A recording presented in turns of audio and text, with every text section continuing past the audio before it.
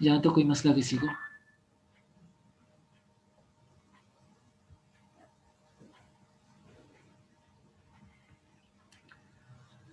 अच्छा,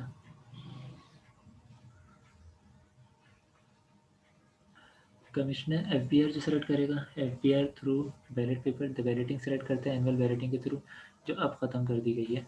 सही है। अब ऐसी कोई चीज़ ओके सॉरी, बैलेटिंग ख़त्म नहीं की गई है, आपका ऑटोमेटिक सिलेक्शन ख़त्म कर दी गई है, बैलेटिंग अभी भी है। सही है। और ऐसा भी हो सकता है कि जिस साल को एफबीआर सेलेक्ट करे उसी साल को कमिश्नर भी सेलेक्ट कर ले। सही है। ये पॉइंट दिया हुआ है, FBR only through balloting select कर रहे हैं। सही है। और ऐसा पॉसिबल है कि जो साल एफबीआर सेलेक्ट करे वो कमिश्नर ने भी सेलेक्ट किया वो ऑडिट के लिए, और दोनों ऑडिट परफॉर्म कर रहे हैं। सही है। लेकिन कोई भी आ, ऐसा साल जो प्रीवियस 3 इयर्स में ऑडिट के लिए सेलेक्ट हो चुका है प्रीवियसली। सही है। यानी 2015 का ईयर 6 साल प्रीवियसली सेलेक्ट कर सकते हैं। कमिश्नर ने उठा लिया 2015 का ईयर, और ये उसने उठाया 2018 में ऑडिट के लिए।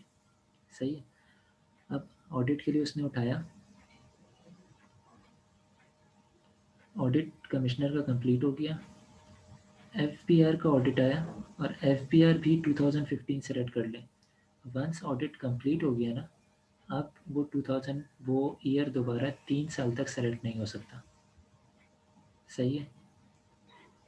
एफपीआर भी नहीं करेगा, कमिश्नर भी नहीं करेगा। लेकिन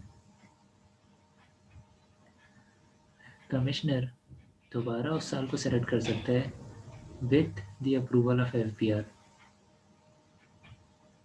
यानी यहाँ पे कितने केसेस हो गए? पहला, कमिश्नर सेलेक्ट कर सकता है 6 इयर्स में से कोई सा भी। सही है। एफपीआर पेलेटन के थ्रू सेलेक्ट करेगा, और इन दो तरीक़ों को परफॉर्म करते हुए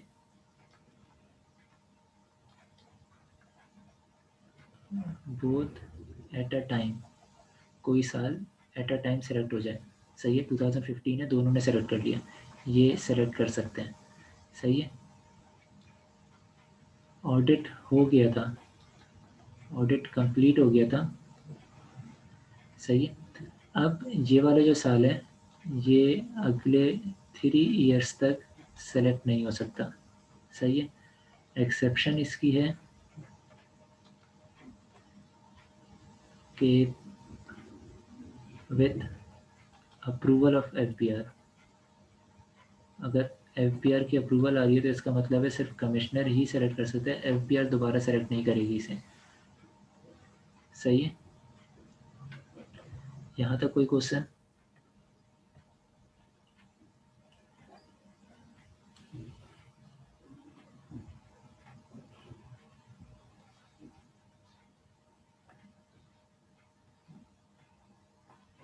अब पेनल्टी,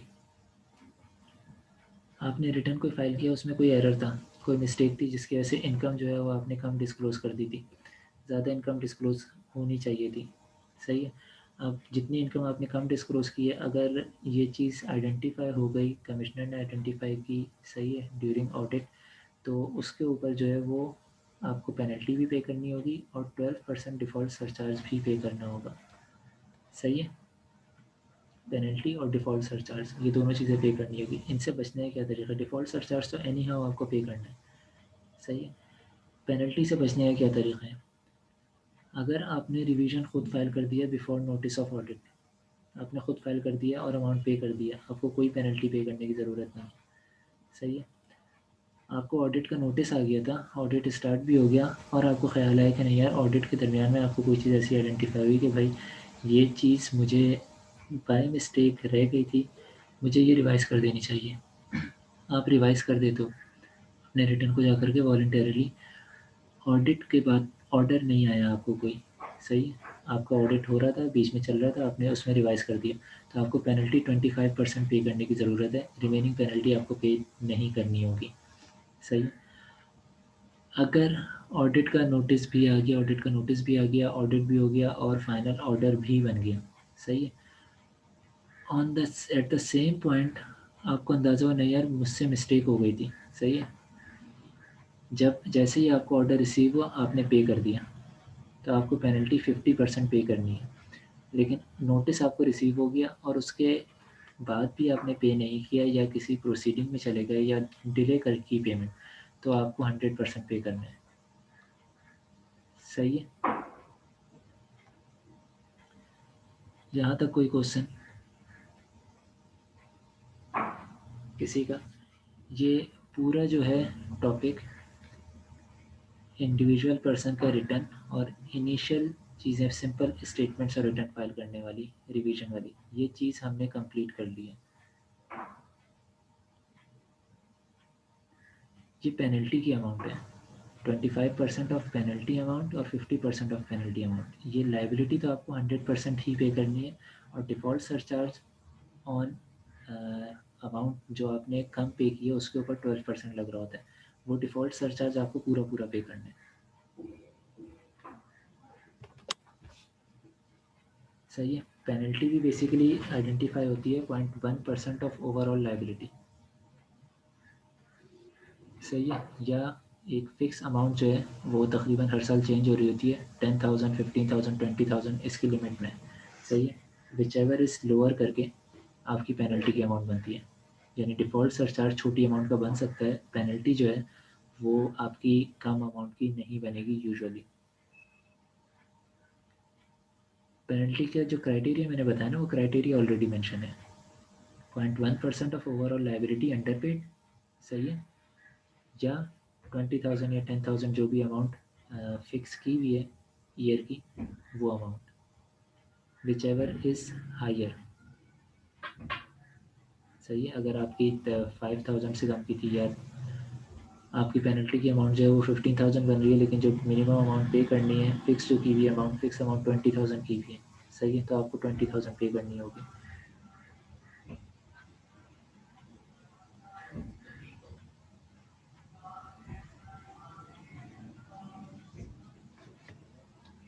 अच्छा, हमारा जो पूरा टॉपिक था थियोरेटिकली ये पूरा का पूरा यहाँ पे कवर हो चुका, सही है।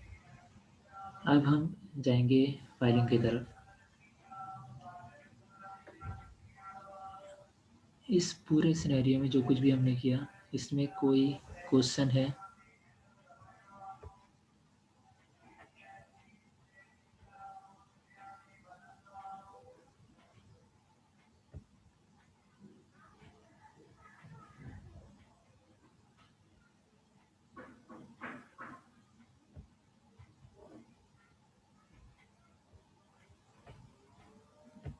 इनमें कोई क्वेश्चन है जो हमने अभी तक किया?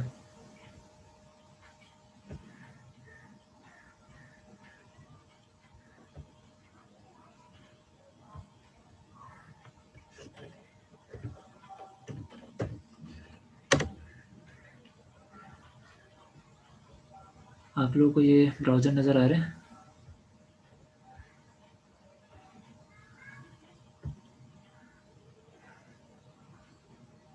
हेलो,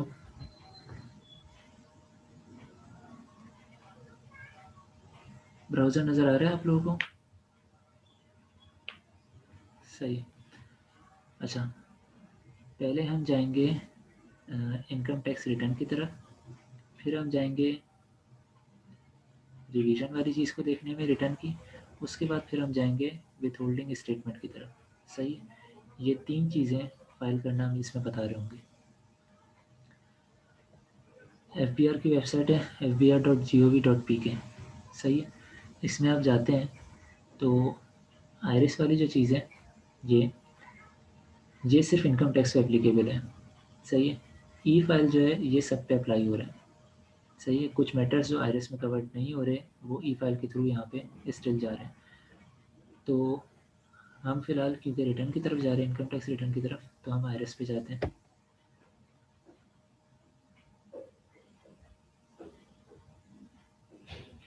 आपके पास ये स्क्रीन है जिसमें लॉगिन और आईडी आपको रिक्वायर होगी, सही है।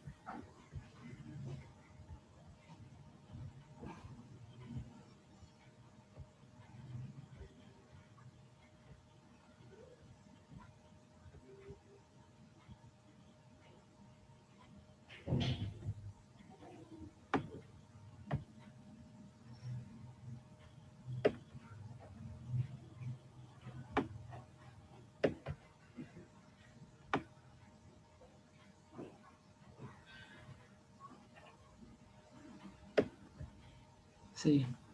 आईडी और पासवर्ड अपना डालेंगे, लॉगिन करेंगे, आपके पास पहला फर्स्ट स्क्रीन खुल जाएगी। ये सारी चीज़ें नज़र आ रही हैं आप लोगों को, सही है। अज्यूम ये कर रहा हूँ,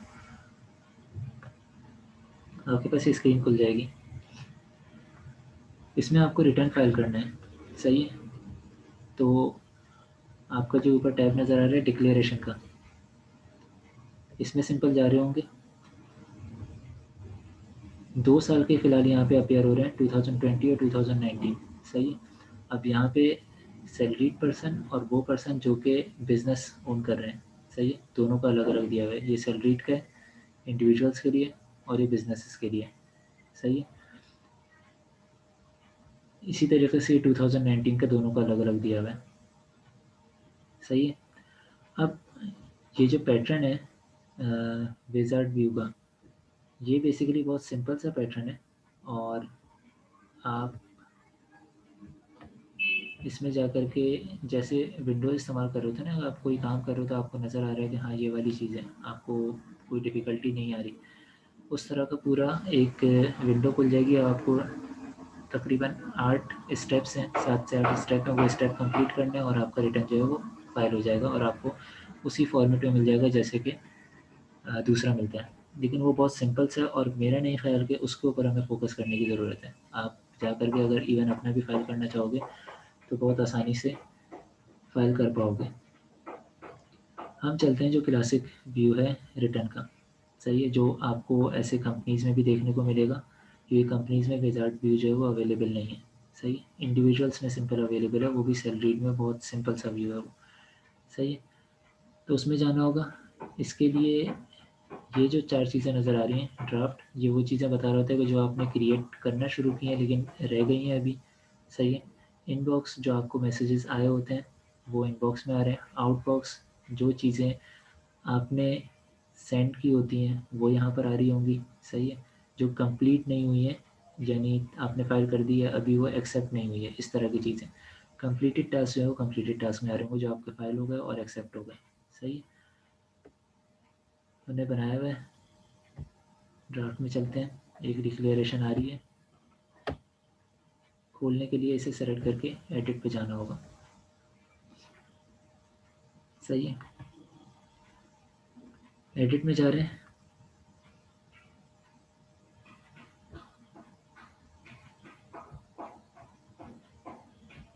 आपके पास जो इनिशियली खुलेगा वो ये इस तरह का पेज खुल रहा होगा। आपको ऊपर के जो भी इंफॉर्मेशन है इसमें कुछ भी करने की ज़रूरत नहीं है, सही है। आपको फिल करनी होगी एम्प्लॉयमेंट डिटेल, एम्प्लॉयमेंट है, सैलरी कितनी है, सैलरी पे क्लिक करें। यहाँ ये जो पेज है ये इसी का है। क्या क्या चीज़ें हैं यहाँ पे नाम दिए हुए उनके, सही है, कि क्या इंफॉर्मेशन आपको फिल करनी है। उसकी टोटल अमाउंट क्या है वो आपको यहाँ पे फिल करनी है। जो सेल वाइट नज़र आ रहे हैं ये आप एडिट कर सकते हैं, जो सेल कलर्ड हैं ये आप एडिट नहीं कर सकते। हाईलाइटेड जो हैं ये आप एडिट नहीं कर सकते, इसमें खुद से चीज़ें आएंगी, सही है। अब यहाँ पे सेक्शंस वगैरह लिखने की ज़रूरत नहीं होती, सही है। आपको सिंपल जो है अमाउंट लिखनी है और बताना है कि एग्जाम्प्ट है या क्या है, सही। जो भी अमाउंट आप यहाँ पे लिख रहे हो,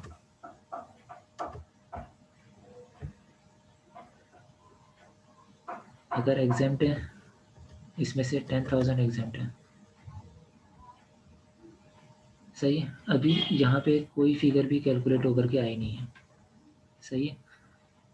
कैलकुलेट पे क्लिक करेंगे तो फिर कैलकुलेट होकर के आ रही होगी। Amount subject to normal tax 90,000 आ गई, सही है।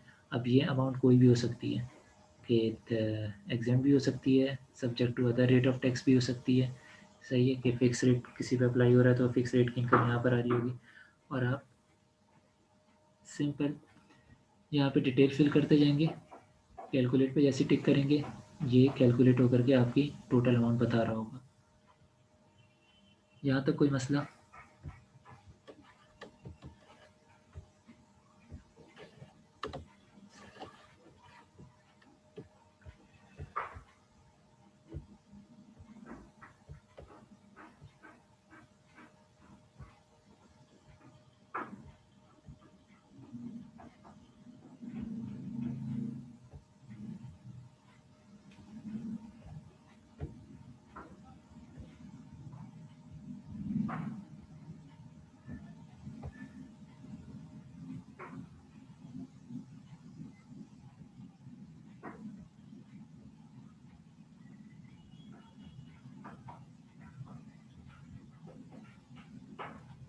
बस चैट नहीं खुल पा रही है।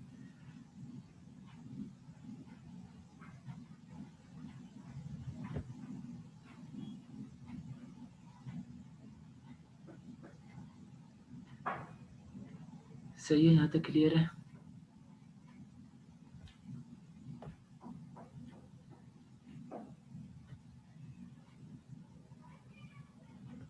अब आगे बढ़ते हैं। ये जो प्रॉपर्टी दी हुई है, ये प्रॉपर्टी यहाँ पे कोई रिसीट या पेमेंट उससे रिलेटेड है, कोई डिडक्शन है, कोई टैक्स है, वो चीज़ आ रही है। यहाँ पे आप अपनी प्रॉपर्टी टोटल नहीं, जो ट्रांजैक्शन हुई है ड्यूरिंग द ईयर, वो आप बता रहे होगे इनकम से रिलेटेड। सही है। पहला वाला टैब सैलरी का देख लिया।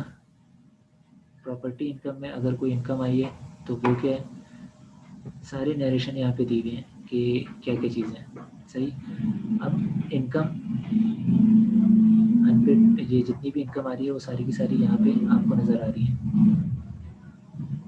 आप इनके अंडर में अगर टैक्स रूल्स और ऑर्डिनेंस इसके ऊपर आपको कंट्रोल है तो ये चीज़ें आप समझ रहे होंगे कि ये क्या चीज़ है।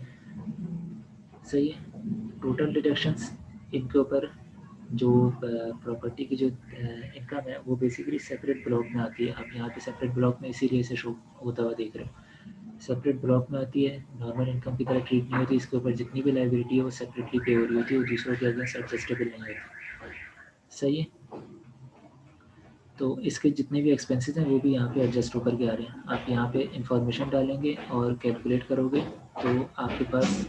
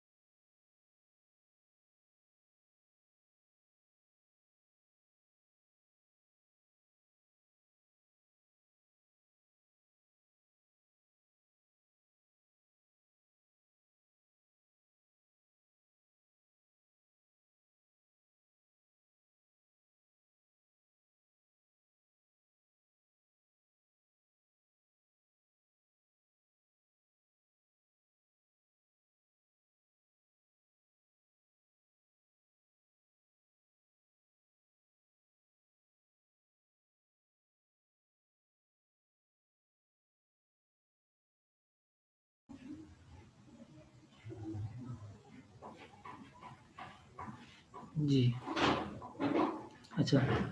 अब प्रॉपर्टी में जो है, प्रॉपर्टी इनकम जो है वो आपका सेपरेट स्लैब है, सेपरेट ब्लॉक ऑफ इनकम है। इसकी जो इनकम है और इसके जो एक्सपेंसेस हैं वो एडजस्टेबल दूसरों के अगेंस्ट नहीं है, दूसरे ब्लॉक से अगेंस्ट एडजस्टेबल नहीं है। ये जो डिटेल है कि बेसिकली 5 हेड्स ऑफ इनकम है।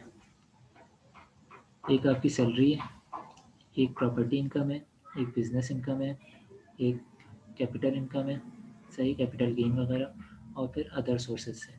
सही। ये जो पांचों हेड ऑफ इनकम है इनके बारे में जो भी डिटेल है वो हम किसी दूसरे सेशन में देख रहे हैं क्योंकि ये लेंथी चीज़ है। सही है। हम सिंपल अपनी अंडरस्टैंडिंग के लिए हमने सैलरी का देख लिया। प्रॉपर्टी में जो आ रही होती है वो रेंट आ रहा होता है। सही है। रेंट के ऊपर कोई डिपॉजिट अगर आपको मिला है तो वो उसकी कुछ पोर्शन जो है वो टैक्स हो रहा होगा। सही है। कोई ऐसा रेंट जो कि आपको एडवांस ऐसे मिला था लेकिन वो फॉरफिट हो गया, इस तरह की चीज़ें आ रही होंगी। ये सारी चीज़ें यहाँ पे इनकम की दी हुई हैं। सही है। शुरुआत की जो 4-5 लाइनें टोटल रिसीट फ्रॉम प्रॉपर्टी, इसके अंदर डिटेल दी हुई हैं। सही है यहाँ तक? ये जो भी चीज़ें हैं वो आप यहाँ पे मेंशन करेंगे, सही है।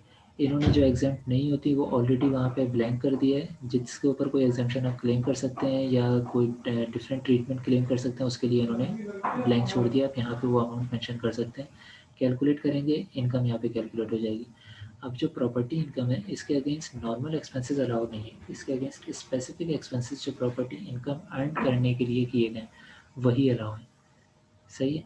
तो वही एक्सपेंसेस यहाँ नीचे दिए हुए हैं, सही है। आपको जो भी एक्सपेंसेस हुए हैं इस रेंट को अर्न करने के लिए, इस प्रॉपर्टी इनकम को अर्न करने के लिए, वो एक्सपेंसेस आप यहाँ पे लिखेंगे, सही है। अगर उन एक्सपेंसेस से कोई बाइफरकेशन है, उसकी कुछ अमाउंट को सेपरेटली ट्रीट होना है, तो वो आप इस टाइप में लिख रहे होंगे, सही है। कैलकुलेट करेंगे, टोटल एक्सपेंस आ जाएगा, नेट इनकम आ जाएगी, और नेट इनकम पे कितना टैक्स लग रहा है वो टैक्स ऑटोमेटिकली कैलकुलेट हो रहा होगा, सही है। इसमें कोई क्वेश्चन नोमान अभी प्रॉपर्टी इनकम में?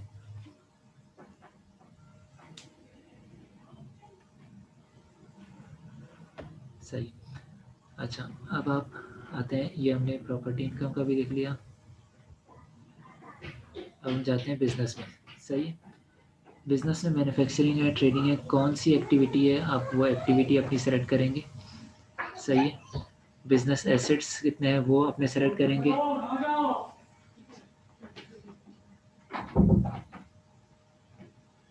सही है।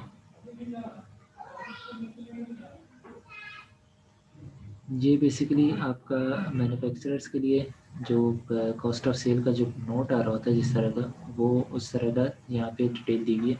आपको वो नोट यहाँ पे पूरा एंटर करना होगा, सही है। टोटल रेवेन्यू कितना है, सही है। उसके बाद जो है वो कॉस्ट ऑफ सेल वाली जो चीज़ें ये यहाँ से स्टार्ट हो रही है, आप ये इंटर करेंगे। ये चीज़ें आप इंटर करते हुए जा रहे होंगे और आपके ऑटोमेटिकली मैन्युफैक्चरिंग एक्टिविटी जो है वो कंप्यूट हो जाएगी। इसी तरीके से अदर रेवेन्यूज़ अगर हैं तो अदर रेवेन्यूज़ आप बता रहे हो, बेसिकली जो आपकी टोटल फाइनेंशियल स्टेटमेंट बनती है ना बिज़नेस की, वो पूरी फाइनेंशियल स्टेटमेंट ब्रेक होकर के इन सारे टैब्स में जो है वो जा रही होगी, सही है। और अल्टीमेटली एक टोटल अमाउंट जो है वो कैलकुलेट होगी जो बिज़नेस इनकम में आ रही है, सही है। जो यहाँ पे शो होगी बेसिकली इनकम और लॉस फ्रॉम बिजनेस, सही। इधर ऑटोमेटिकली कैलकुलेट होगा। आप देख रहे होंगे यहाँ पे ऑप्शन आपको दी ही नहीं है कि कुछ भी आप कैलकुलेट करें, ये पूरे का पूरा हाईलाइटेड टाइप से, सही है। यहाँ पे आप कुछ भी नहीं कर सकते। अपनी एक्टिविटीज़ फाइनेंशियल स्टेटमेंट को देखते हुए जो फाइनेंशियल स्टेटमेंट बनी है आप यहाँ पे इंटर करेंगे, कैलकुलेट पे टिक करेंगे, और फिर उसके बाद आपको ये चीज़ें कैलकुलेट होकर के मिल जाएंगी।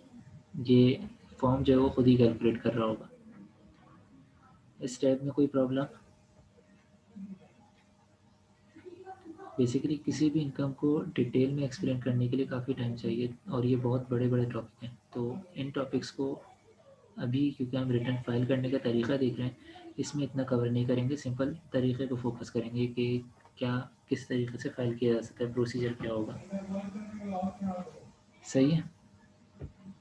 कैपिटल एसेट, कैपिटल गेन या लॉस अगर कोई हुआ है, उसमें लॉन्ग टर्म अगर कोई होल्ड किए हुए थे उनका क्या है, सही है। टोटल अमाउंट उनकी कितनी थी। शॉर्ट टर्म अगर कोई होल्ड किए हुए हैं तो उनकी कितनी है, सही। ये डिटेल आप दे रहे होगे, यानी ये जो गेन और लॉस आपको कैलकुलेट हो रहा है ये आपको दोनों अमाउंट आपने यहाँ पे मेंशन कर दी पहले, सही है। इसके बाद बेसिकली कैपिटल गेन के ऊपर जो है वो जो लॉस हैं वो कुछ एग्जामेशन अलाउ करते हैं पीरियड के बेस पे ना, ये कितने पीरियड की आपकी होल्डिंग है किस सिक्योरिटी की, सही।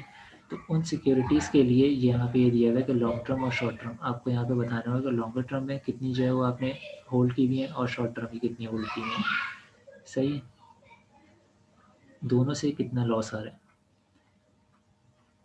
ये डिटेल आप सिक्योरिटी की नहीं दे रहे हैं यहाँ पे जो आप डिटेल दे रहे हो वो दे रहे हो कि कितनी अमाउंट, क्या कॉस्ट थी इसकी और कितनी जो है वो इसकी प्रोसीड्स मुझे रिसीव हुई है, सही है। इस क्लास में कितनी कॉस्ट मेरी इनकर हुई है और कितनी प्रोसीड रिसीव हुई है, बस आप ये डिटेल यहाँ पे दे रहे हो।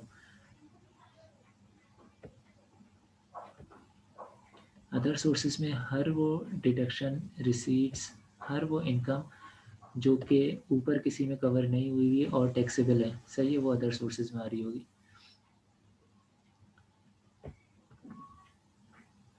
जहाँ पे मैं वो सारी बता रहा हूँ, रॉयल्टी हो गई, प्रॉफिट ऑन डेट हो गई, सही है, लोन्स, एडवांसेस, डिपॉजिट्स, कोई अगर रिसीव होने थे इन कैश में, कोई रिसीव हुए हैं, सही है, या मुझे रिसीव हुए, मुझे पे नहीं करने, इस तरह की है कि भाई कोई लाइबिलिटी थी मुझे, वो मुझे फर्दर पे नहीं करनी, तो वो मैं यहाँ पे डिस्क्लोज कर रहा हूँ। एन्युटी, पेंशन, ये सारी चीज़ें जो ऊपर किसी टैब में कवर नहीं हो रही, वो यहाँ पर आ रही हैं, सही है, वो मैं इधर मेंशन कर रहा हूँ। फॉरेन सोर्स या एग्रीकल्चरल इनकम, इसका टैब है। फॉरेन सोर्सेज में फॉरेन इनकम कितनी है, ये मुझे कैलकुलेट हो करके बताएंगे, मुझे कैलकुलेट करने की ज़रूरत नहीं है, सही है। अब वही 5 कैटेगरीज फॉरेन सोर्स इनकम में भी आ रही है, property, business, capital, other sources, salary, सही है। इसमें से जो भी मैंने अर्न किया है किसी में भी, वो अमाउंट मैं यहाँ पे मेंशन कर रहा हूँ। इसमें से कोई एग्जाम्प्ट है या कोई दूसरी फर्दर ट्रीटमेंट उसके ऊपर होनी है तो वो यहाँ पर आ रही होगी। ये बेसिकली फॉरेन क्रेडिट से रिलेटेड होगा। फॉरेन सोर्स सैलरी पूरी की पूरी एग्जाम्प्ट, तो जितनी अमाउंट यहाँ पे लिखूँगा उतनी अमाउंट यहाँ पे भी लिखूँगा, सही है। कोई मैंने यहाँ पे बिजनेस इनकम कोई अर्न किया और वहाँ पे टैक्स भी पे किया, तो कितनी अमाउंट मैंने टैक्स पे किया वो मैं यहाँ पे दिख रहा हूँ सेपरेट के लिए, सही है। कैलकुलेट करूँगा, मेरी फॉरेन सोर्स इनकम जो है टोटल आ रही होगी, सही। अच्छा, यहाँ पे मैं क्रेडिट्स अवेल नहीं करूँगा, क्रेडिट अवेल करने के लिए मैं अलग जाऊँगा, सही है। यहाँ पे मैं क्रेडिट अवेल नहीं करूँगा,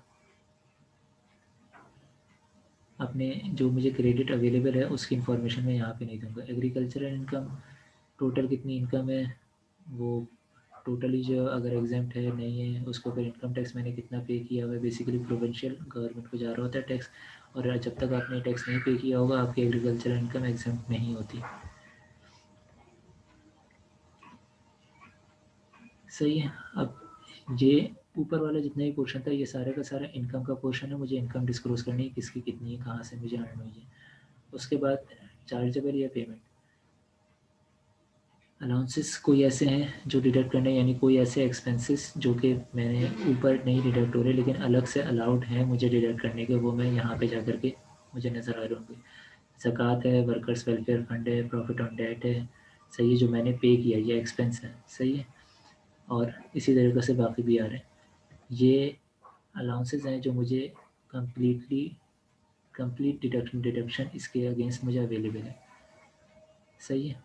इसमें आप देख रहे होगे टोटल अमाउंट कितनी है, इसमें से इनएडमिसिबल कितना है, यानी कोई ऐसी जो कि जिसकी इजाज़त नहीं दी गई है कि भाई आप एडजस्ट कर सकें, वो कितना वो मैं यहाँ मेंशन करूँगा, सही है। कैलकुलेट पे टिक करूँगा, एडमिसिबल अमाउंट ऑटोमेटिकली आ जाएगी, सही है। टैक्स चार्जेबल खुद कैलकुलेट हो रहा होगा, मुझे कुछ करने की ज़रूरत नहीं है।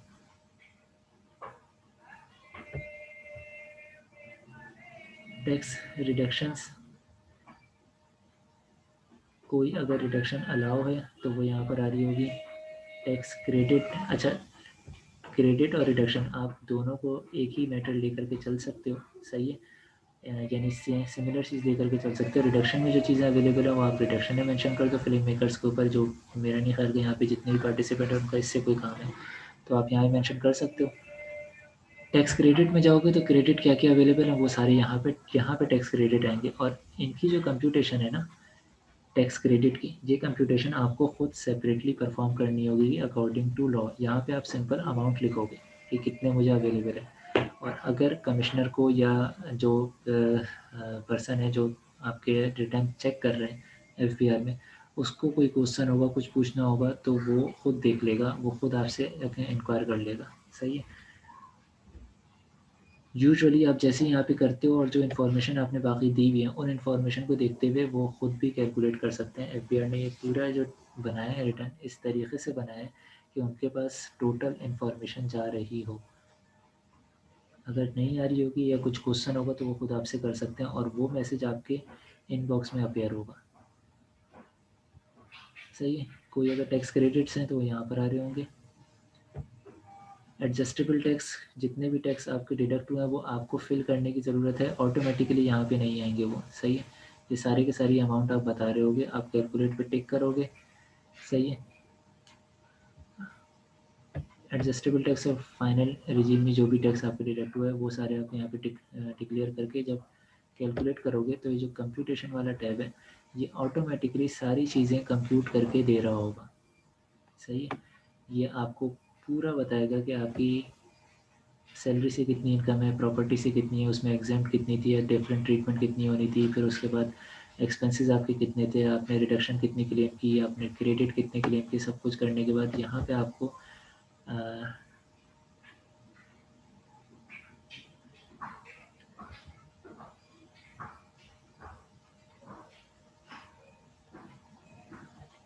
ये टैक्स चार्जेबल आपका जो है ये आ रहा होगा। मिनिमम टैक्स अगर अप्लाई होता है या अल्टरनेट कॉर्पोरेट टैक्स जो अप्लाई होता है उसको भी कंसिडर करते हुए ये मैं सिर्फ बेसिकली मैंने जो खोला है ये एक बिज़नेस पर्सन का खोला है। सही है, जो बिज़नेस कर रहे हैं तो उसके बिज़नेस पे जो है वो एप्लीकेबल हो रही होंगी ये चीज़ें, तो आपको ये अपेयर हो रही है। ये जो है एडमिटेड टैक्स ये आपकी फाइनल लायबिलिटी आएगी कि आपका एडमिटेड टैक्स कितना है, ये देख लोगे आप, ये हाईलाइट हुआ हुआ है। यहाँ पे आप कुछ कर नहीं सकते। सही है, कोई इन्फॉर्मेशन आप खुद से नहीं डाल सकते। सही है। डिमांडेड टैक्स कितना था। सही है, यानी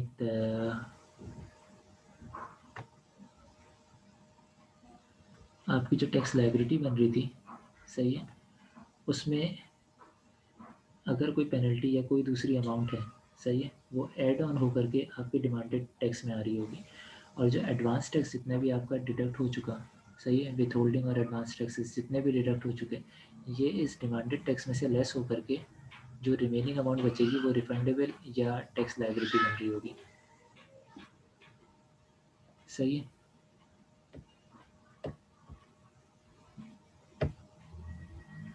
इसके बाद आपका है वेल्थ स्टेटमेंट।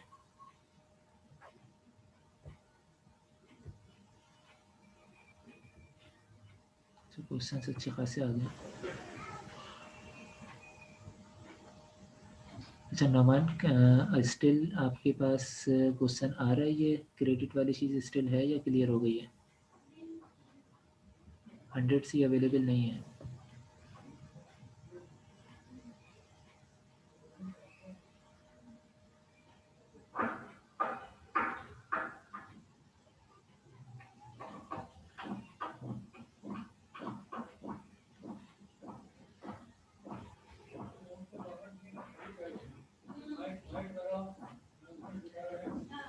अच्छा, प्रॉफिट ऑन डेट जो 7B और 151 में दिया हुआ है, ये इस तरह के क्वेश्चन मैंने लास्ट सेशन में बोला था कि स्पेसिफिक सेक्शन को रेफ़र करके अगर चीज़ें ना की जाएँ तो बेहतर है। स्पेसिफिक सेक्शन को, ये वो है जो कि बेसिकली इस कोर्स में ये चीज़ कवर हो नहीं रही इस सेशन में। सही है। इस तरह का कोई क्वेश्चन है तो आप ग्रुप पे बोल सकते हो, ग्रुप पे आ जाएगा। मुझे अगर 7B और 151 इसको शेयर कर सकते हैं तो मैं डिटेल इस पे बता दूं कि हाँ यहाँ पे क्या चीज़ है प्रॉफिट ऑन डेट पे। आप चाहें तो स्क्रीनशॉट लेकर के व्हाट्सएप का जो मैसेज है, व्हाट्सएप का जो ग्रुप है जिस पे ऐड है उस पर शेयर कर लें, ये चीज़ वहाँ पे एक्सप्लेन हो जाएगी। सही है। अभी यहाँ पे जो जनरल टॉपिक चल रहा है ना उससे रिलेटेड हो तो ज़्यादा बेहतर है।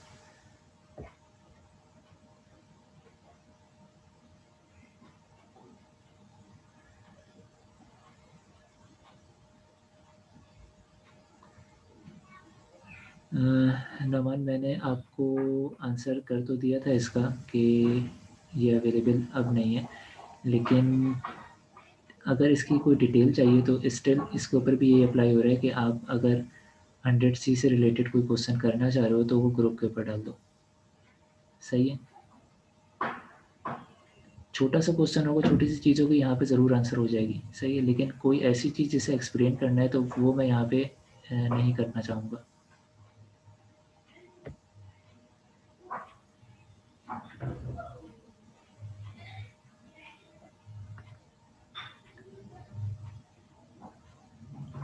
अच्छा, वेल्थ स्टेटमेंट। वेल्थ स्टेटमेंट में ये क्योंकि पर्सन का है, वेल्थ स्टेटमेंट अपीयर हो रही होगी। अगर सिंपल कंपनी का होता तो वेल्थ स्टेटमेंट नहीं, आपको सिंपल बैलेंस शीट इसके ऊपर डालनी होती है।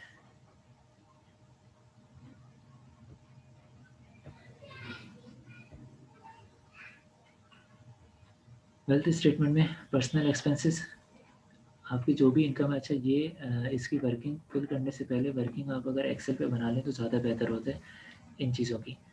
आपको बेसिकली रिकंसाइल करना होता है कि ओपनिंग वेल्थ आपकी कितनी थी, उसमें जो आपकी टोटल इनकम आई है वो कितनी आई है, और फिर यहाँ पे आप उसमें से एक्सपेंसेस शो करते हो। एक्सपेंसेस लेस कर लेने के बाद कितनी इनकम जो है वो बचती है, और फिर मेरे किन किन एसेट पे वो कितनी एलोकेट हुई है। सही है, ताकि जो एसेट क्लोजिंग बैलेंस में आ रहे हो वो पूरे रिकंसाइल हो, अदरवाइज आपकी रिकंसिलेशन सही नहीं बनेगी। जो एक्सपेंसेस आप डालते हैं और जो एसेट की डिटेल देते हैं, रिकंसिलेशन ये ऑटोमेटिकली बना रहा होता है। सही है, ये रिकंसिलेशन है, इन्होंने बता दिए भाई नेट एसेट प्रीवियस ईयर के कितने थे, इनफ्लोज क्या क्या हैं वो बता दिए सारे। सही है, आउटफ्लोज क्या हैं वो सारे के सारे बता दिए। आपके एक्सपेंसेस आपके जो आपने रिटर्न फाइल किया वहाँ से ऑटोमेटिकली इन्फॉर्मेशन उठा रहा होगा ये। सही है, कुछ ऐसी इन्फॉर्मेशन जो आपके रिटर्न से रिलेटेड नहीं है लेकिन यहाँ पर जैसे इनहेरिटेंस वाली चीज़ आपके रिटर्न में कहीं नहीं आ रही। सही है, वो डायरेक्ट आप यहाँ पे लिखेंगे। फॉरेन रेमिटेंस रिटर्न में कहीं नहीं आ रही, डायरेक्ट आप यहाँ पे लिखेंगे। सही है, हाँ अगर कोई ऐसी फॉरेन रेमिटेंस है जिसके ऊपर टैक्स बन रहा है तो वो आपकी कोई ना कोई इनकम से रिलेट करता होगा, वो किसी न किसी इनकम में आ रहा होगा। सही है, अनरिकंसाइल्ड अमाउंट ऑटोमेटिकली कैलकुलेट हो रही होगी। जैसे ये नील हो जाए आपका ये कंप्लीट हो जाएगा। हर इंफॉर्मेशन इंटर करने के बाद आपको कैलकुलेट ज़रूर करना है। सही है, ताकि चीज़ें अपडेटेड होकर के जा रही हैं।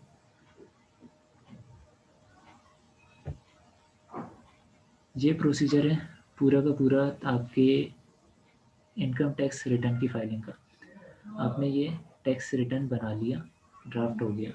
सही है, इसके बाद फाइल करने के लिए आप जा रहे होते हो, ये वेरिफिकेशन का टैब है इसके ऊपर। सही है, आपको एक पिन अलाउड होती है 4 डिजिट की, वो पिन आप इंटर करोगे, वेरीफाई पे टिक करोगे।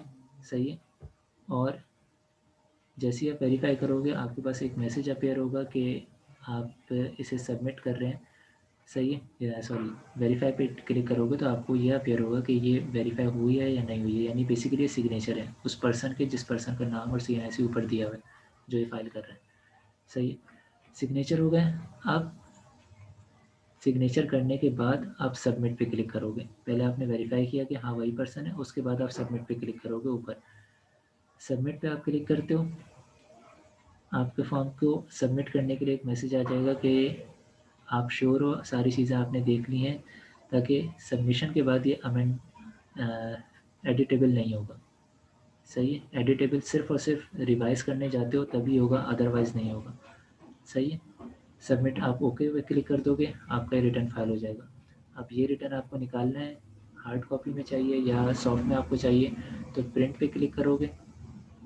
प्रिंट पे क्लिक करने के बाद ये आपको ऑप्शन देगा कि किस लोकेशन पे जो है वो सेव करना है, और ये PDF में आपको डाउनलोड कर देगा। सही है, प्रिंट ये डायरेक्ट प्रिंटर से कनेक्ट होकर प्रिंट नहीं दे देगा, ये बेसिकली आपको सॉफ्ट कॉपी प्रोवाइड करेगा। यहाँ तक कोई क्वेश्चन?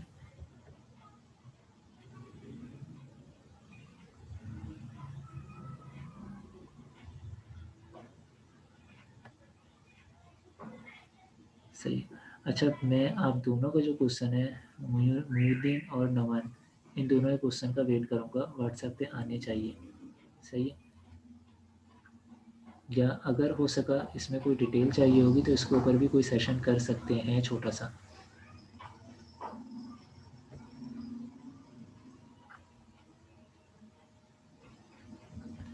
यहाँ तक क्लियर है। अब मैं बेसिकली ये रिटर्न फाइल नहीं कर रहा क्योंकि इन्फॉर्मेशन अभी मैंने इसके ऊपर कुछ डाली नहीं है। सही है, तो मैं सिंपल क्रॉस करके यहाँ से चला जाऊँगा। अच्छा ये चीज़ याद रखें, जो FBR की वेबसाइट है ना, ये इस पर बहुत ज़्यादा ट्रैफिक होती है तो ये स्लो भी होती है। ऐसा नहीं करिएगा जैसे हम विंडोज़ के साथ करते हैं, कोई काम अगर हुआ तो हम एक दफ़ा क्लिक किया वो काम नहीं हुआ, दोबारा क्लिक किया, तीसरी बार चौथी बार बार बार क्लिक करते रहते हैं, वो काम नहीं करिएगा इस पर। क्लिक के बाद कोई चीज़ नहीं हुई है तो वेट करें, वो हो जाएगी। सही है। और अगर बहुत ज़्यादा टाइम ले रही है तो फिर आप ऊपर से टैब क्लोज़ करके जा सकते हैं, क्योंकि फिर ट्रैफ़िक इतना ज़्यादा है कि आपका वो काम पॉसिबल नहीं हो पा रहा है। सही है। यूजुअली जहाँ तक मेरा ख़्याल है ये उतना टाइम ले रहा होगा। हम थोड़ा-सा वेट करते हैं, अगर हो जाता है तो सही है, नहीं तो फिर हम क्रॉस करके दोबारा साइन इन होके आ जाएँगे।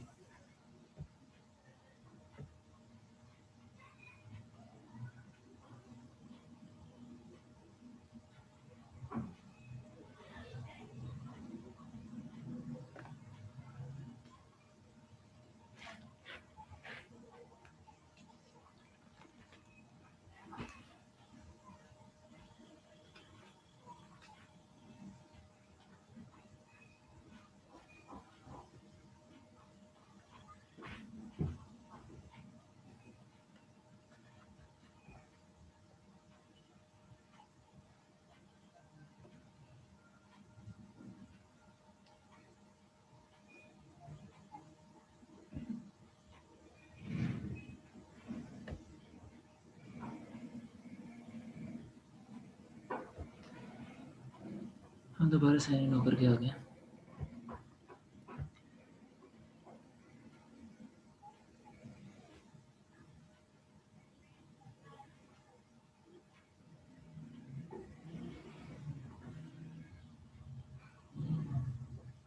अच्छा, आईडी और पासवर्ड ये अभी देख लेते हैं। बहुत छोटी सी चीज़ है, इसी से रिलेट करती हुई अभी देख लेते हैं। अच्छा, ये रिटर्न फाइलिंग का तो हो गया। सही। अब अगर रिवाइज़ करना है मुझे, सही है, रिटर्न मुझे रिवाइज़ करना है जो मैंने प्रीवियसली फाइल किया था।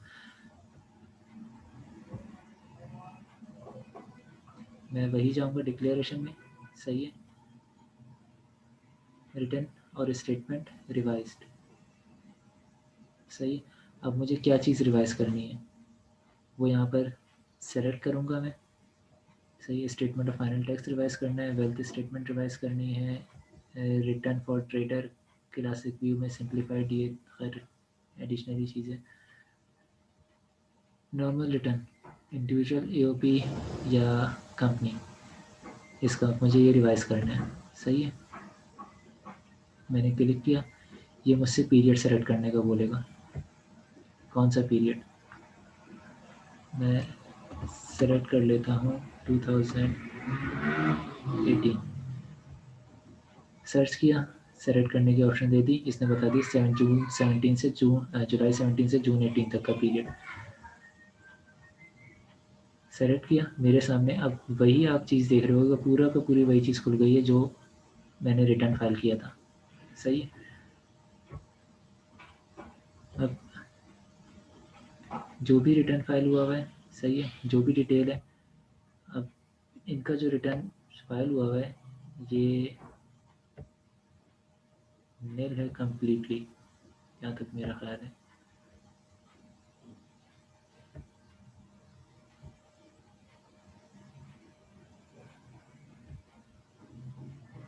या ये इस साल के बाद रजिस्टर हुआ है। सही है। जो भी डिटेल आ रही होगी, जो मुझे एडिट करना होगा, वो मैं जैसे नॉर्मल रिटर्न में एडिट करता हूँ वैसे ही एडिट करूँगा। सही है। और सबमिशन का सेम वही प्रोसेस होगा, सिर्फ़ और सिर्फ एक इसमें एडिशनल चीज़ है, वो ये है कि मुझे रीज़न सबमिट करना होगा या फाइनेंशियल स्टेटमेंट सबमिट करनी होगी। वो मैं सबमिट किस तरीके से करूँगा? सिंपल अटैचमेंट पे जाऊँगा। सही है। और यहाँ पे जो भी चीज़ आ रही है सब फाइनल अकाउंट्स मुझे करना है, तो फाइनल अकाउंट्स मैं इस प्लस पे क्लिक करके अटैचमेंट दे दूँगा उसकी। रिवाइज़ अकाउंट्स उसकी अटैचमेंट दे सकता हूँ, रीज़न उसकी अटैचमेंट दे सकता हूँ। रीज़न मुझे लिख करके ऐसे नहीं देना, किसी भी वर्ड फाइल पे लिख करके या पीडीएफ में कन्वर्ट करके, इवन वर्ड पे ही मैं लिख करके एक स्टेटमेंट, 2 स्टेटमेंट लिख करके सिंपल दे दूँगा। कोई फॉर्मल स्टेटमेंट होने की ज़रूरत नहीं है, सिर्फ सिंपल सा रीज़न हो, वर्ड्स हों उसमें। सही है।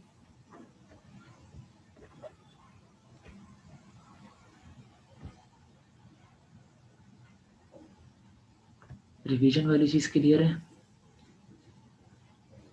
अब रिवीजन में जो परमिशन वाली चीज़ है, क्या नाम है, कमिश्नर से परमिशन वाली, ये प्रोसेस लंबा हो जाता है। आपको कमिश्नर से परमिशन की ज़रूरत ही नहीं है। आप सिंपल ये काम करोगे, आपकी जो टैक्सेबल इनकम है उसको 1000 रुपीज़ से या 500 रुपीज़ से इंक्रीज़ कर दो। जैसे ही इंक्रीज़ होगी टैक्सेबल इनकम, वहाँ पे जो आपको चेंजेस करने वो चेंजेस करो, थोड़ी सी इनकम इंक्रीज़ कर दो, आपको परमिशन की ज़रूरत ही नहीं है, आप सिंपल रिटर्न फाइल रिवाइज़ कर लो।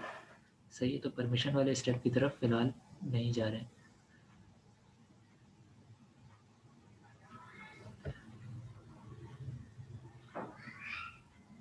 Revision clear?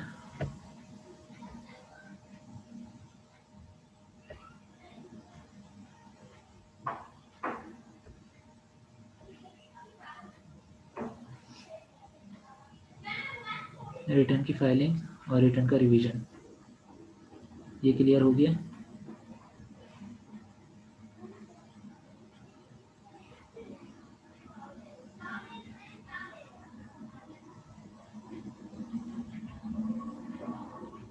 अच्छा, नौमान के अलावा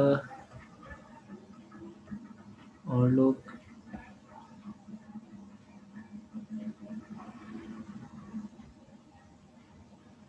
सही। अच्छा, अब हमारे है विथ होल्डिंग की स्टेटमेंट। विथ होल्डिंग की स्टेटमेंट के बाद हम चले जाएंगे आपके जो आईडी और पासवर्ड ऑब्टेन करने की तरफ। विथ होल्डिंग की स्टेटमेंट का तरीका क्या है? उसका तरीका ये होता है कि आप जैसे ही अमाउंट विथ होल्ड करते हो, चालान बना के PSID बना करके आप उसे सबमिट करवा देते हो। सही है, और ऑटोमेटिकली वो जितने भी चालान बने हैं ना, वो अपडेट हो रहे होते हैं आपके अपने IRS में। सही है, RS में आपके अपडेट हो रहे हैं। अब जब आप फाइल करने के लिए जाते हो, जो मैं प्रोसीजर बताऊंगा उसमें भी यही स्टेप होगा कि पहले चालान बना रहे होंगे, उसके बाद हम IRS में आकर के देख रहे होंगे। जो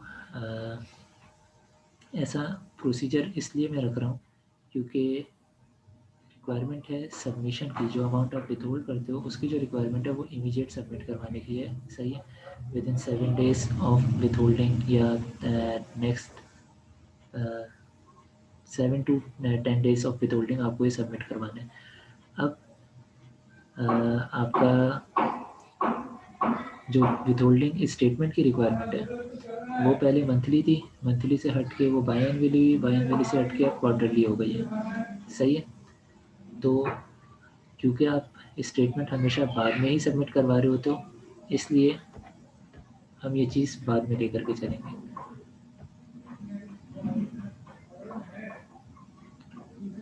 इस पे जाने के लिए जो आपकी FBR की वेबसाइट है,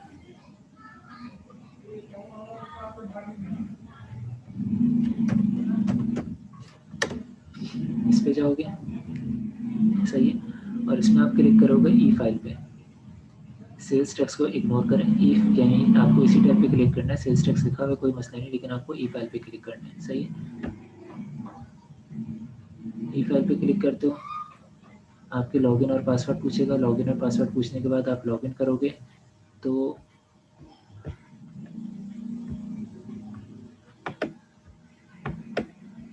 आपके पास ये विंडो खुल जाएगी। सही है, लॉगिन करने के बाद आपको पेमेंट करनी है। आप पेमेंट के टैब में जाओगे, क्रिएट पेमेंट में जाओगे और आपको इनकम टैक्स से रिलेटेड पेमेंट करनी है। सही है, आप इनकम टैक्स को सेलेक्ट कर लोगे।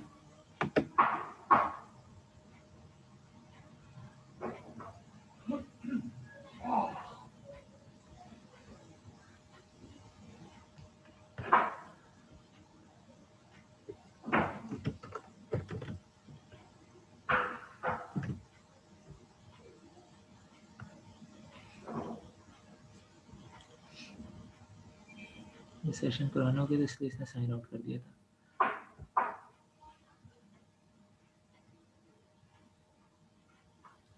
इनकम टैक्स सेलेक्ट किया, आपके पास ये पूरे चालान की डिटेल आ जाएंगी कि चालान कैसे बनाने के हैं। सही है, अब जिस पर्सन ने साइन इन किया था उसने अपनी उसकी डिटेल ऑटोमेटिकली सेलेक्ट कर ली है। सही है, एंटी है जो भी है वो यहाँ पे उनका NTN आ रहा है।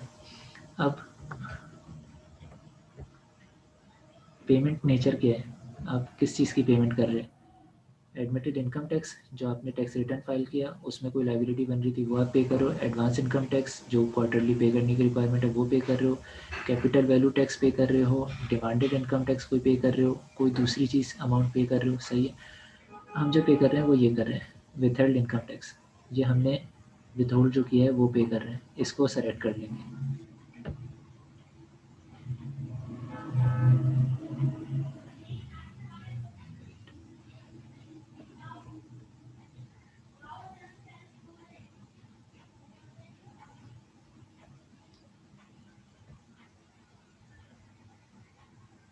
ये मैसेज दे रहे हैं कि पहले आप ईयर सेलेक्ट करें, किस ईयर का।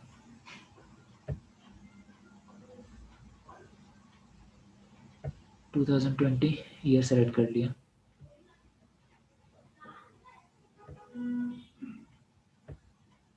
सही। अब इस तरह की कोई चीज़ अगर आप स्किप करते हुए भी जा रहे हो ना, तो ऐसे मैसेजेस दे करके कोशिश ये होती है कि आपकी चीज़ें स्किप ना हो।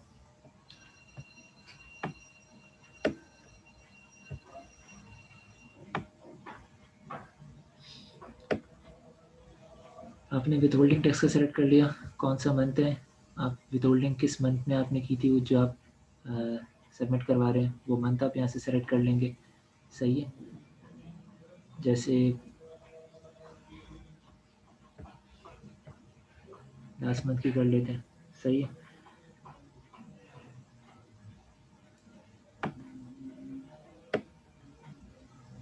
यहाँ पे आप टैक्स की डिटेल दे रहे होगे। सही है। पेमेंट सेक्शन कौन सा है, किस चीज़ की आपने पेमेंट जो है विथहोल्ड की थी और सबमिट करवा रहे हो। सही है। ये मोहिउद्दीन साहब जो क्वेश्चन जो आप कर रहे थे वो भी यहाँ पे सेक्शन अपीयर हो रहे हैं, लेकिन वो अभी इस टॉपिक से रिलेट करता नहीं है कि सेक्शन यहाँ पे अपीयर ज़रूर हो रहे हैं विथहोल्डिंग के जितने भी हैं। सही है। आप कोई भी सेक्शन सेलेक्ट करोगे जिसकी आपने विथहोल्डिंग की है। टैक्स पेयर का एनटीएन यानी जिसके आपने विथहोल्डिंग की है, आपका सप्लायर। सही है। उसका एनटीएन, उसका सिटी नेम, टैक्स पेयर का नाम, आप जैसी एनटीएन डालोगे ये चीज़ें वैसे ऑटोमेटिकली भी अपडेट हो गई। ये सारी चीज़ें ऑटोमेटिकली अपडेट हो जाएंगी जैसे ही आप एनटीएन डालोगे। सही है। आपको अलग से डालने की ज़रूरत नहीं है। हाँ, अगर कोई इन्फॉर्मेशन इसके पास नहीं होगी तो वो इन्फॉर्मेशन ब्लैंक रहेगी, वो आपको फिल करनी होगी, वो आप फिल करोगे। फिल करने के बाद अगर एक से ज़्यादा करना है तो आप फर्दर ऐड कर सकते हो। एक ही अगर करना है तो काफ़ी है इतना। सही है। टोटल फिगर ऑटोमेटिकली कैलकुलेट हो रही है। सही है। यहाँ पे अमाउंट जो है वो ऑटोमेटिकली आ रही है।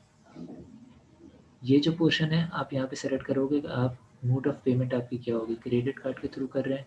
सही है। डायरेक्ट कोई पेमेंट हो रही है क्या है, आप जो सेलेक्ट करो वो कैश का सेलेक्ट करेंगे।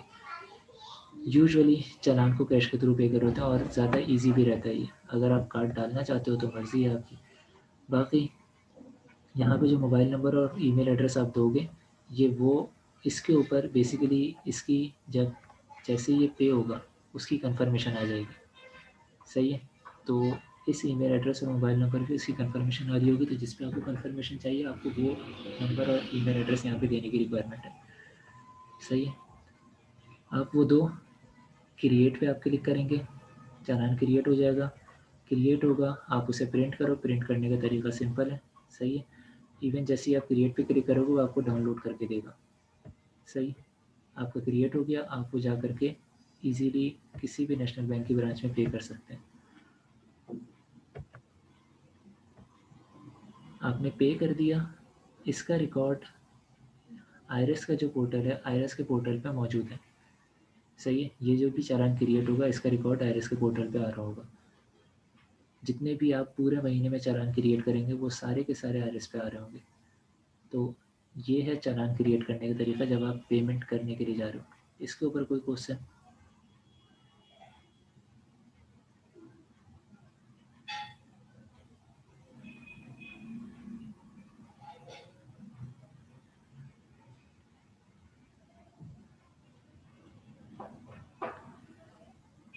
किसी का कोई क्वेश्चन?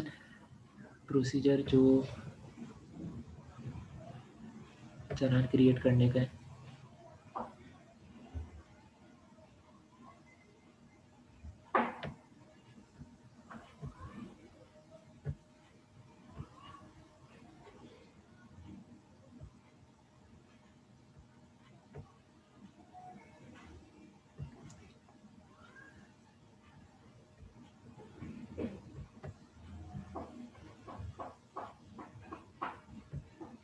वंस आपका चालान क्रिएट हो गया, अब आप यहाँ पे आओगे विथ होल्डिंग और एडवांस टैक्स वाले टैब पे।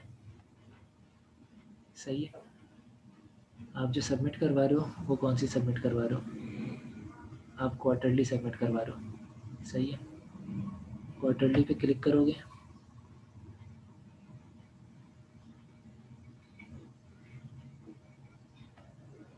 आपसे ये पीरियड पूछेगा।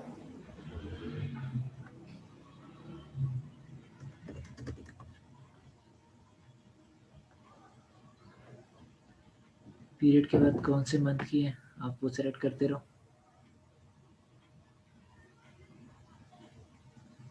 सही है।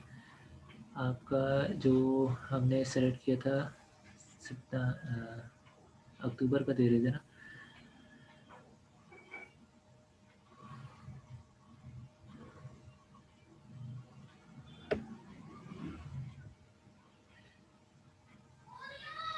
आपके पास क्वार्टर के ये 3 आ रहे हैं। सही। इसमें अक्टूबर जिसमें कवर है वो प्रीवियस ईयर का है, करंट ईयर का नहीं है, क्योंकि करंट ईयर का ये वाला क्वार्टर कंप्लीट नहीं हुआ है। सही है। तो जो क्वार्टर्स कंप्लीट हो चुके हैं सिंपल यहाँ पे वो आ रहे होंगे और नहीं आ रहे। हम लेटेस्ट जो क्वार्टर कंप्लीट हुआ है हम उसे उठा लेते हैं, जून तक का।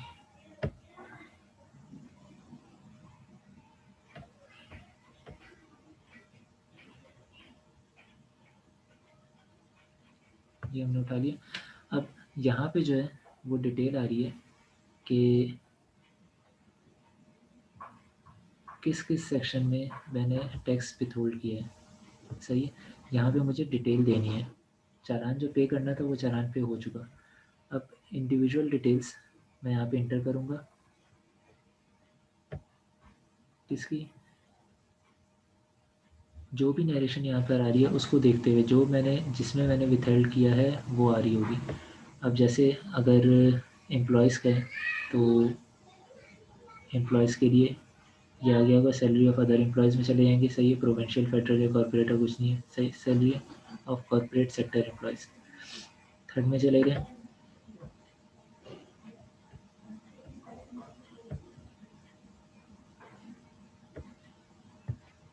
रजिस्ट्रेशन नंबर उस पर्सन का क्या है जिसकी आपने क्या नाम है टैक्स विथहेल्ड किया। यहाँ पे रजिस्ट्रेशन नंबर लिखेंगे, सर्च करेंगे, उस पर्सन की डिटेल आ जाएगी। सही है। और ऑटोमेटिकली ये पूरे का पूरा जो है वो फिल हो रहा होगा। अच्छा, रजिस्ट्रेशन नंबर में अगर NTN हो तो याद रखिएगा पर्सन का NTN डालते हुए लास्ट के जो डिजिट हैं वो नहीं डालना, लास्ट वाला डिजिट बस नहीं डालना है यहाँ पे। सही है। टैक्सेबल अमाउंट आप इंटर करेंगे, नेम ऑटोमेटिकली खुद ब खुद आ जाएगा। ट्रांजैक्शन डेट आप इंटर करेंगे, ट्रांजैक्शन डेट क्या थी जिस पे आपने विथहेल्ड किया है। टैक्सेबल अमाउंट आप इंटर करेंगे। सही है। एग्जाम्पशन कोड अगर कोई है तो आएगा, नहीं तो नहीं आएगा। सही है। और ओके पे क्लिक कर देंगे। ये पूरा डाटा जो है वो यहाँ पे अपेयर होने लग जाएगी। इसमें आपने इतना किया। अब इसमें 3-4 लोग हैं तो 3-4 के आप यहाँ पे ऐड करते रहेंगे। सही है। जितने भी आ रहे हैं 4 5 6 7 जितने आ रहे हैं वो सारे के सारे आप यहाँ पे ऐड करते रहें। नीचे जो भी नरेशन है जिस हेड में आपको ऐड करना है उस हेड में ऐड करते रहें। ये आपकी टोटल जो विथहोल्डिंग की स्टेटमेंट होगी वो फाइल हो जाएगी। अब एडजस्टेबल की अलग है, फाइनल की अलग है।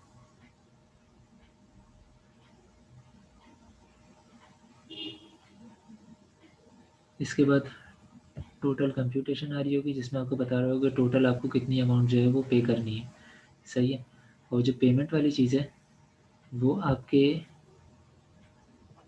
ऑलरेडी चालान जो हैं वो अवेलेबल होंगे। आप ऑलरेडी चालान फाइल कर चुके हैं, वो चालान आईरिस में जो है वो अपडेट हुए हुए होंगे और आईरिस जो है वो चालान यहाँ पे अपीयर करेगा। अच्छा, इनका क्योंकि ऐसी कोई चीज़ नहीं थी तो इनके पास कोई डिटेल आई नहीं रही। सही है। ये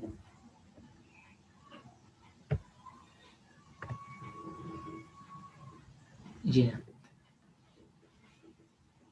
विथहोल्डिंग टैक्स आपकी जो कंप्यूटेशन हो गई है, ये वाला टैब पर्सन वाइज पूरी स्टेटमेंट दिखा रहा होगा कि कितनी कितनी अमाउंट किस किस की विथहेल्ड हुई हुई है, कौन कौन सी ट्रांजेक्शन है, वो सारी डिटेल यहाँ पर आएगी।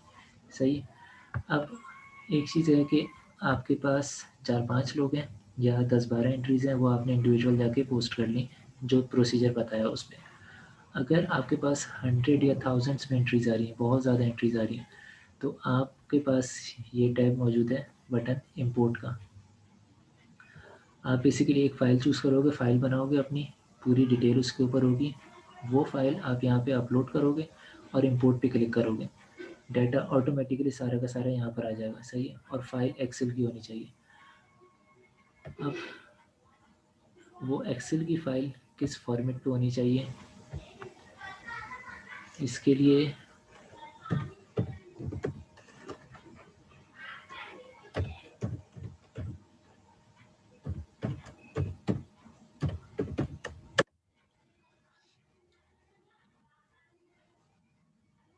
FBR की हेल्प की साइट है, आप इसके ऊपर जाओगे और इसमें जो है सेलेक्ट करोगे इनकम टैक्स को कि आपको इनकम टैक्स से रिलेटेड हेल्प चाहिए। इनकम टैक्स के बाद आप इनकम टैक्स में कितने वो बार आपके पास ओपन होगा, उस बार पे आप देख रहे होगे कि विथहोल्डिंग की आपको चाहिए।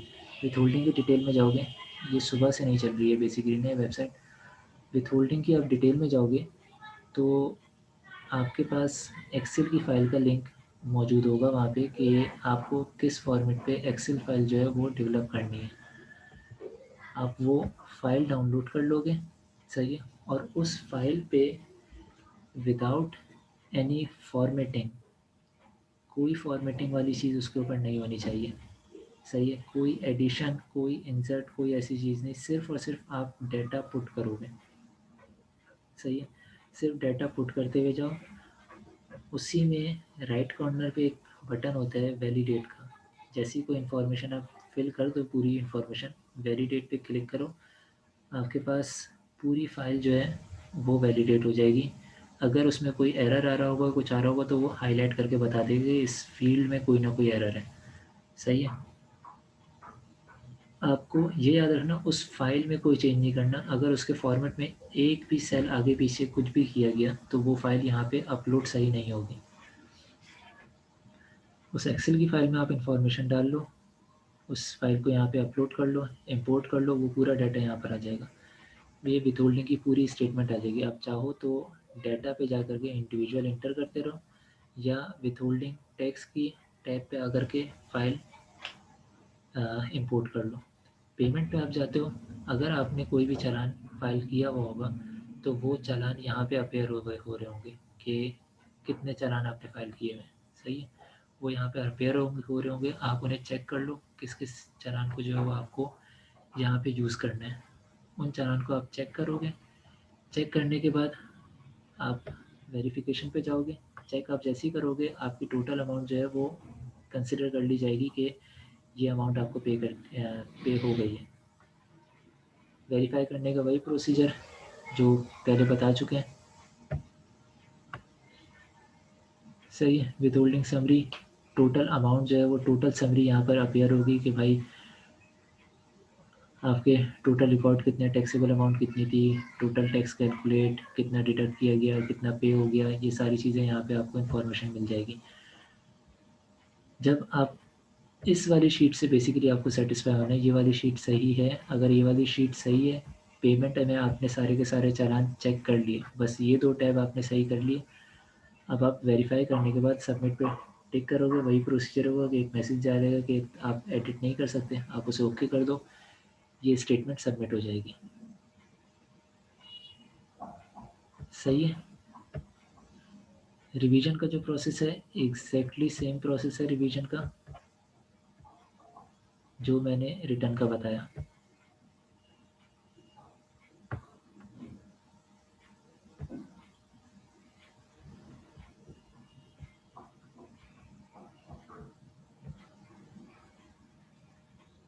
कोई क्वेश्चन इस पे अभी तक?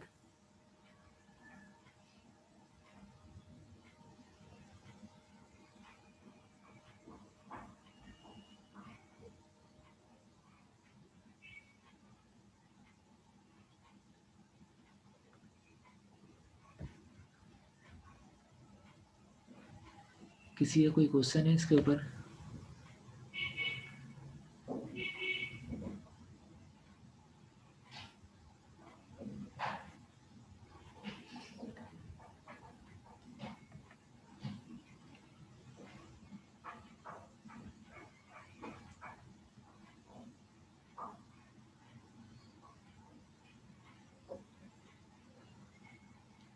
जी सिमिलर है ये।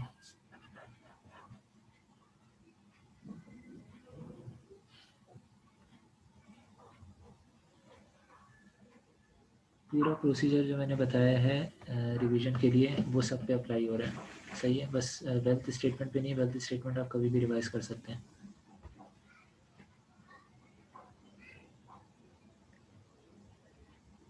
इसके अलावा कोई क्वेश्चन?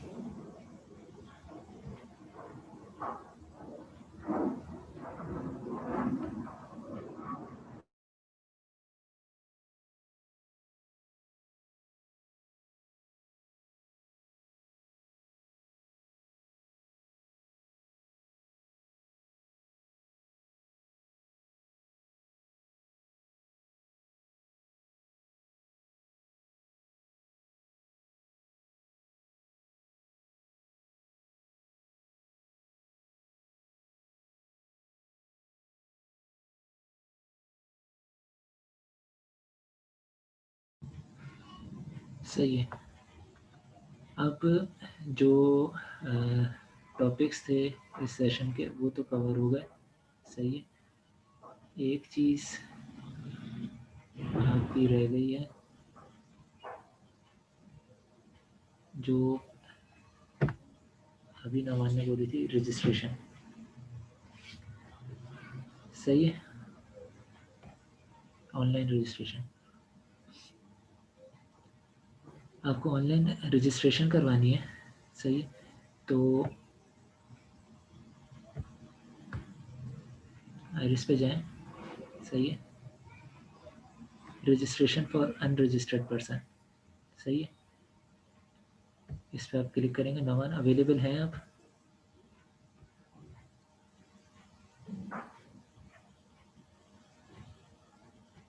नवान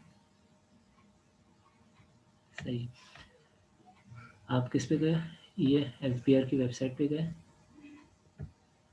सही है, इसमें आइरिस पे गए, उसने लॉगिन का आपको ऑप्शन दिया। सही है, आप वहाँ पे आपने क्लिक किया रजिस्ट्रेशन फॉर अनरजिस्टर्ड पर्सन। इसमें डिटेल आ रही है, जो डिटेल रिक्वायर है।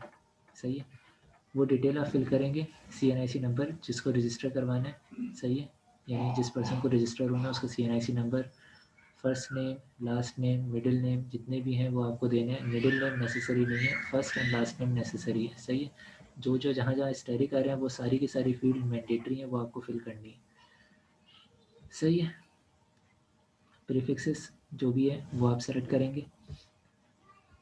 सेल नंबर, ईमेल एड्रेस, ये वंस सेलेक्ट हो गया इसके बाद ये एडिटेबल नहीं होगा। आपको ये देख करके सेलेक्ट करना है कि ये जो आप नंबर सेलेक्ट कर रहे हो और जो ईमेल दे रहे हो ये आपकी अपनी है और परमानेंट है। सही है, नंबर प्रिफरेबली आपके अपने नाम पर होना चाहिए जब आप रजिस्ट्रेशन के लिए जा रहे हो तो। सही है, एड्रेस किस तरह की प्रॉपर्टी है। सही है, जो आप जहाँ रहते हो आपकी जो रेजिडेंस है। सही है, रेजिडेंशियल प्रॉपर्टी कौन सी है वो आप नेचर आप सेलेक्ट करोगे यहाँ से। अब आप जैसे ही यहाँ से नेचर आप सेलेक्ट करोगे तो आगे चीज़ें खुद अपडेट हो जाएंगी। रेजिडेंशियल प्रॉपर्टी में क्या है, अपार्टमेंट, बेंगलोर, केबिन, क्या चीज़ें हैं। अपार्टमेंट कर दिया। मेजरमेंट यूनिट, आपका जो एरिया है वो किस में अवेलेबल है, स्क्वायर यार्ड है, फीट है, मीटर है, क्या चीज़ है वो आप सेलेक्ट करोगे। यूजुअली यहाँ पे स्क्वायर फीट में होता है या स्क्वायर यार्ड में होता है। सही है, आप वो एरिया यहाँ पे मेंशन करोगे स्क्वायर फीट में कितना आ रहा है। सही है, यूनिट नंबर, अब ये कंप्लीट एड्रेस के ऊपर आ जाएंगे। यूनिट नंबर क्या है, स्ट्रीट क्या है, लोकेलिटी क्या है, सिटी क्या है, डिस्ट्रिक्ट क्या है, आप किस कैपेसिटी में हो यहाँ पर, सही है। आप बेसिकली अगर ऑनर हैं तो ऑनर लिखोगे, अगर नहीं है आप सिंपल ऑक्यूपेंट हैं, फ्रेंचाइजर हैं, टेनेंट हैं, लेसी है, ये सारी जो है वो इस वाले में आ जाएगा, सही है।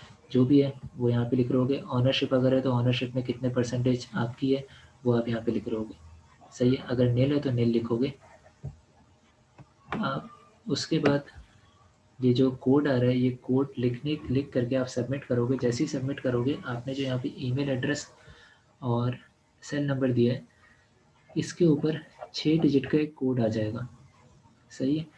वो कोड दोनों पे आएगा और दोनों पे डिफरेंट कोड आएंगे। आपको दोनों कोड यहाँ पे इंटर करने होंगे, मोबाइल का भी और ईमेल का भी। और इंटर करने के लिए 5 मिनट से ज़्यादा का टाइम नहीं है, सही है। 5 मिनट में वो कोड एक्सपायर कर जाएगा। आप जैसे ही इंटर करोगे, इंटर करके ओके करोगे, आपकी रजिस्ट्रेशन हो गई। इंडिविजुअल पर्सन की रजिस्ट्रेशन हो गई यहाँ पे, सही है। आपका आईडी और पासवर्ड आपको ईमेल के थ्रू मिल जाएगा और एसएमएस पे ही मिल जाएगा, सही है। ये रजिस्ट्रेशन का प्रोसेस है। ईमेल और पासवर्ड मिल गया। अब आप लॉगिन करके अपना पासवर्ड चेंज कर सकते हो। आपकी जो यूज़र आईडी होगी वो आपका CNIC होगा। हाँ, अब आपका ये है कि आपको NTN चाहिए। आपको CNIC पे नहीं रहना। आप चाह रहे हो कि मेरा 7 डिजिट का जो NTN बनता है वो 7 डिजिट वाला NTN बन जाए, सही है। तो वो भी कंफर्म हो सकता है, बन सकता है। एडमिनिस्ट्रेशन टैब में जा कर के आपको चेंजेस करने होंगे। ये आपको फिर नेक्स्ट सेशन में अगर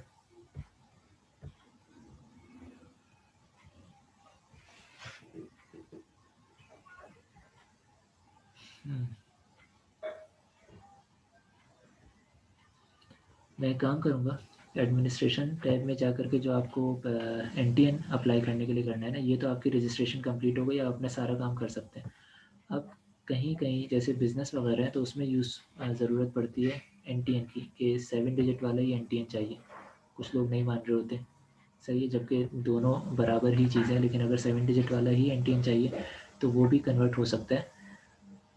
आपको इसकी मैं सेपरेट वीडियो जो NTN ऑब्टेन करने की है, 5 से 10 मिनट लगेंगे। 5 से 10 मिनट की जो वीडियो को मैं सेपरेटली दे दूँगा, क्योंकि मेरे पास अभी ऐसा कोई आईडी या पासवर्ड नहीं है कि जिस पे NTN अवेलेबल ना हो, सही है। यानी रजिस्टर हो चुका हो, NTN अवेलेबल ना हो। अगर होता तो मैं लेकर उस वो इन्फॉर्मेशन मैं आपको अभी यहाँ पे दिखाया था।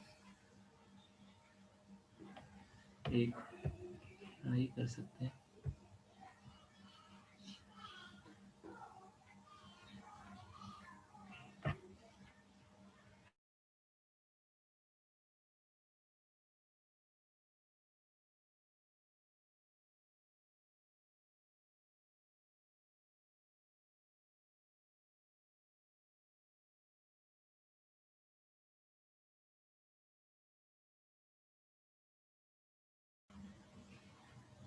आप लोगों को आवाज़ आ रही है?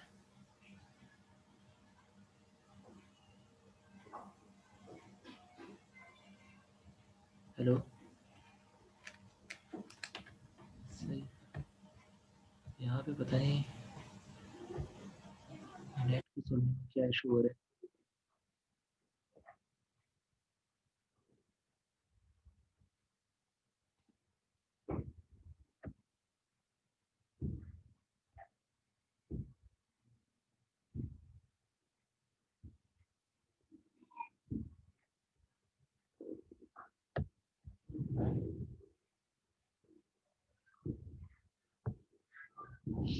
ये ये जो फॉर्म है ना, form of registration file for modification income tax, आप इस फॉर्म में जा करके डिटेल्स जो है वो एंटर करोगे, सही है। पीरियड सेलेक्ट करोगे, डिटेल्स आप इंटर करोगे और आपको अमेंडेड NTN जो है वो अवेलेबल हो जाएगा। यानी 7 डिजिट का जो NTN है वो मिल जाएगा, सही है, अलॉट हो जाएगा। यही प्रोसीजर सिंपल ऐसा ही है जैसा प्रोसीजर आपको इसका बताया, सही है। ऐसी डिटेल्स वहाँ पे भी इंटर करनी होंगी आपको। इसी तरीके से कोड आएगा और NTN जो है वो आपको मिल रहा होगा, सही है। इस पूरे टॉपिक में कोई क्वेश्चन? जो रिजॉल्व ना हुआ हो या नया जहन में आ रहा हो।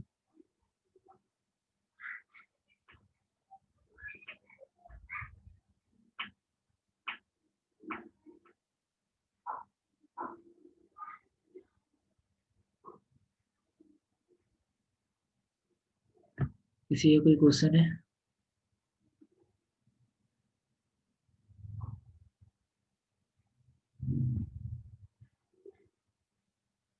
हेलो।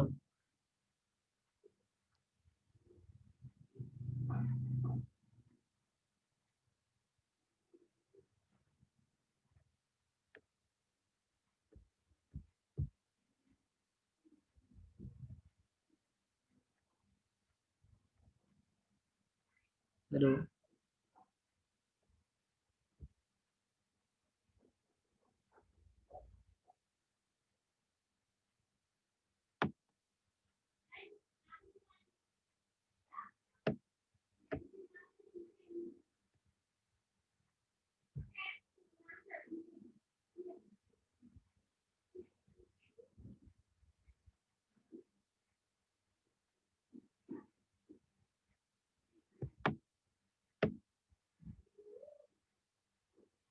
सही है। मैं बेसिकली ये कंफर्म करना चाह रहा हूँ, किसी का कोई क्वेश्चन है? क्योंकि ये जो भी कंप्लीट सेशन था, हमने जनरल कॉन्सेप्ट जो है वो ले लिए। सही है। फाइलिंग का प्रोसेस भी देख लिया। अगर आप लोग अपना रिटर्न फाइल करने की कोशिश करते हो तो आप कर सकते हो। रजिस्ट्रेशन का प्रोसेस नवान आपको कहने पे भी देख लिया। ज़्यादा बेहतर था, क्योंकि मेरे ख्याल से शायद वो स्किप हो गया, वो इंक्लूड कर लेते तो बेटर था। लेकिन वो प्रोसेस भी हमने देख लिया। रिटर्न फाइलिंग का देख लिया, रिटर्न रिवीजन का देख लिया, विद होल्डिंग टैक्स स्टेटमेंट की फाइलिंग का देख लिया। उसके रिवीजन का प्रोसेस सिमिलर है जैसा रिटर्न का है। कोई क्वेश्चन इसमें?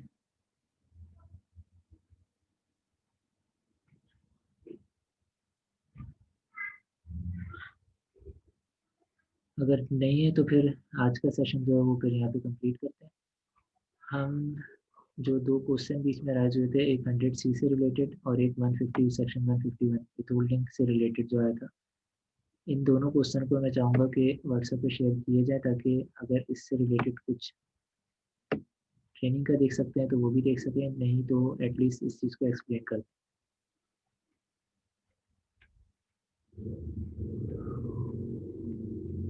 ये अपलोड हो जाएगी, और मैंने आप लोगों को शेयर नहीं किया था जो वर्ड की फाइल है, नैरेटिव जो है, वो नैरेटिव भी आज शेयर हो जाएंगे। मैंने डेलिबरेटली नहीं किया था कि कंप्लीशन के बाद फिर शेयर करते हैं। सही। मैं व्हाट्सएप ग्रुप पे भी डाल दूंगा नैरेटिव, वहाँ से भी डाउनलोड कर सकते हैं। बाकी जिन्होंने ईमेल दी है उनकी ईमेल पे भी चला जाएगा।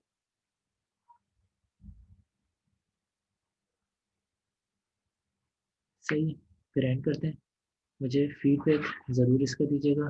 फीडबैक के लिए एक तो व्हाट्सएप ग्रुप ही मौजूद है, दूसरा जहाँ वीडियोस अपलोड कर रहे हैं वहाँ पे ही मौजूद है, तीसरा आप इसका फेसबुक का पेज है टेटस कंसल्टेंट्स के नाम से, और जो वीडियो का है उसका भी पेज मौजूद है, आप उस पर देख सकते हैं। लिंक्स आपसे शेयर हो जाएंगे। फीडबैक मुझे ज़रूर दीजिएगा इसका, ताकि आगे के लिए आसानी हो, आगे के लिए बेहतरी हो सके। सही। एंड करते हैं इसे। अल्लाह हाफिज़।